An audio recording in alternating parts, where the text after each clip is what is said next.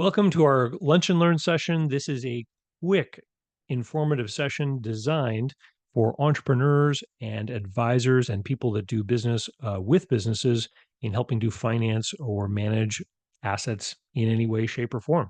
So, we are Advantage Liquidity Partners, and we've been doing this valuation service since 2009. You can find out more at BusinessAndAssetValues.com. So, let's talk about the definitions of value. If you have any experience buying anything, so for example, a car, you know that a car has a certain price when it's brand new on a dealer lot. And if you buy that car and then you go and sell that car, it's going to have a different value. And the used car, the same used car, could have a different price if you're trying to sell it privately or if it is on a dealer's lot. In fact, that used car could have been sold at an auction where the used car dealer goes to buy their inventory. They could then, pay a certain price, and that price could be different than the price you could buy the car at privately from its owner who tries to sell it through an online ad. And that's going to be a different price again from what the used car dealer puts it on their lot for. So if you were to ask somebody, what is something worth? You need to describe the circumstances of the marketplace or the conditions of sale before you can answer the question of what the value of that item is. And that's why, in the world of professional machinery and equipment appraisal, we have to further define exactly what the definition of value is, or level of market trade is also how it's referred to sometimes. I have the most common ones here on the screen, the top three being fair market value, orderly liquidation value, or forced liquidation value. I'm going to talk a little bit more about those as we proceed. But there's also other ones. So there's liquidation value in place. This would represent a business that had closed or was out of business, and you were trying to sell all of the stuff in one shot to somebody. Salvage value, scrap value. These are for things that don't really have a useful life, and we're going to use them for other purposes, for example, for the content of their metal in the case of scrap value. And then there's a couple of insurance cost ones on there as well. I want you to consider this analogy. So, the relationship between fair market value, orderly liquidation, and forced liquidation value is kind of like the liquidation of a normal product supply chain. So in let's take for example an item that you might buy in the store. So any kind of manufactured good. The manufacturer is going to sell those by the truckload to some kind of distributor, and the distributor is then in turn going to sell those, and they're going to end up in a retail store. So all those three different levels of trade, as the product goes from the factory to the retail store and is sold to you, the price is going to increase because of the circumstances that are around that. And that's the same kind of analogy. So, for example, a used equipment dealer, in order for them to make a profit and be profitable as an enterprise, they're going to be buying used equipment from people who would rather have cash than the equipment. Right. And so if somebody no longer has a use for the equipment, they'd rather have the cash, they have a compulsion to sell that gear.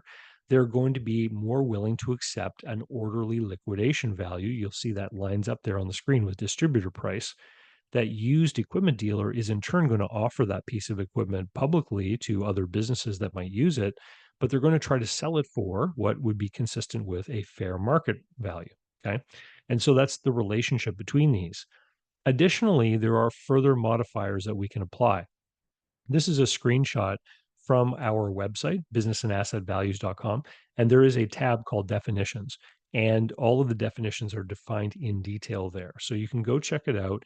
And if you are not certain what you need, just reach out to us and talk to us, because we have talked to somebody in your situation before. We can give you advice as to which definition you need. But fair market value, for example, could be split up with these further modifiers. So, fair market value in continued use represents the value of equipment in a business that is already installed, operating, and making money, and the business is a profitable business, which would validate the investment in the equipment. Okay. So, we often get hired by people who are buying a business, and they need financing from a bank. And so this is the definition of value that we use: fair market value in continued use. Another modifier might be fair market value removal. The in continued use is going to consider the costs of bringing the equipment into the business and putting it there. So delivery, freight, installation. If we're talking about a pizza oven, for example, it's going to include the cost of having the gas installer hook up the natural gas or propane. In fair market value removal, we're now talking about removing that value and furthermore an expense to have someone come and disconnect the gas, right? So it brings a different outcome based on what we're contemplating. So now we're thinking, I want to sell the pizza oven because I bought a new one. What could I reasonably sell my existing pizza oven for? That would be fair market value removal. And then there's fair market value installed. So this would be if you're contemplating buying a piece of equipment and having it put into your business, we could then say this is what it would be worth once it's been installed and operating for you. So we sometimes get hired by people who are importing equipment from another country and they want to install it and there might be some significant installation and transport costs involved and their lender wants to have a good idea of what the value of the equipment is going to be once it's landed, installed, in place, and operating. And so that's where fair market value installed would be used. If you'd like to learn more, we'd love to share more with you. So please join our email list. If you head over to our website, BusinessAndAssetValues.com, join our email list. We send out one email every month. It's a short little newsletter letting you know of any details of anything happening or a new video that has come out.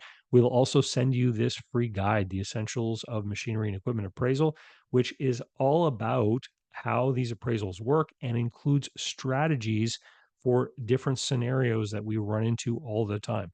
So I mentioned before buying a business. What if your appraisal doesn't come up to the number you think? Well, this kind of stuff is in this report. Just head over to businessandassetvalues.com. At the bottom of every screen, there's a sign up for our email list tab that you can click and you can start receiving the emails and you'll get that special report right away. We've also got all kinds of other frequently asked question videos in our library. Just look at the FAQ tab. And again, businessandassetvalues.com. Thank you very much. And I'll see you next time with another quick video teaching you about machinery and equipment appraisal and how you can become a better deal maker just by learning some of this stuff. Thank you.